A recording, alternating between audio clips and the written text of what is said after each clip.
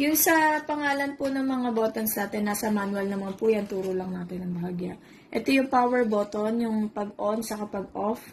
Tapos, meron tayo dito yung mga importanteng button lang yung tuturo natin. Auto take-off, auto landing, ito po yun. Ito yung pag-calibrate. Sa headless mode, ito naman yung sa pag-tilt ng camera. Up, down, yan. Ito po yun. Connected na tayo sa camera. Dito po nilalagay yung cellphone. Dito po ni-place yung phone. Okay, tapos pag start ng record, pwede rin sa remote once connected na. Isang click lang niya, recording na. Ito yung sa phone. Nakikita niyo yung ganyan, recording na po yan. Tapos, pag picture, ito yun. Yan. Tapos, speed up button. 60% speed, isang click. Pangalawang click. 100% speed, ginagamit po yan sa ere, no? Kapag medyo windy yung panahon natin. Normal speed, yung isang tunog na yun. Normal speed po yun. Yun lang naman. Tapos, movement sa ere habang nasa ere. Ito yung movement sa kanang joystick natin. Ito yung movement ng forward. Ito yung backward. Ito yung left. Ito yung right. Yung sa left joystick naman natin, ito yung movement ng up. Ito naman yung down. Mapaling na sa gilid, ito yung pagliko niya. Okay? Wala na siyang tuning button kasi nakakalibrate naman po siya.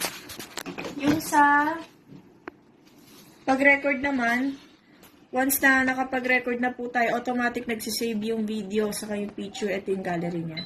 I-explore nyo lang din po yan. Diyan yung mga picture. Ito yung mga video. Direct din po yung nagsisave sa gallery ng phone. I-test ko lang po yung unit.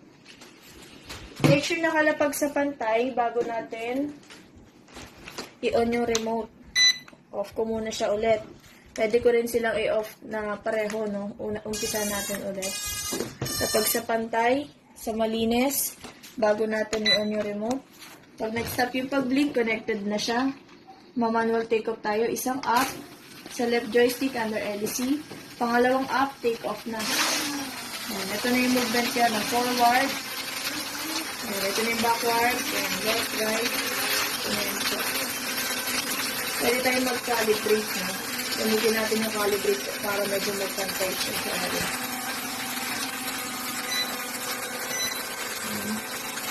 Okay. Pag automatic lang. Kapag gano'n na tumutunog yung remote natin, indicator yun na low bat siya. Pwede na natin siya pababain. No?